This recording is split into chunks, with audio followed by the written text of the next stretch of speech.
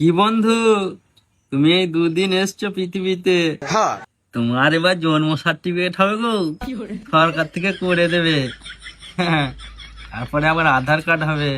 তোমার আবার তিরিং বিরিং করে লাপানো স্বভাব রয়েছে।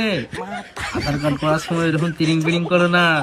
ছবি না ভালো করে উঠলে আবার সেই আধার কার্ডটা ঠিক করতে যেতে হবে।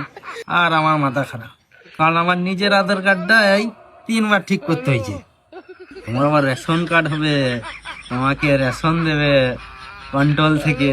আমাদেরকে চাল আটা দেয়, তোমাকে দেবে ফল ভুসি। হবে তো নাকি?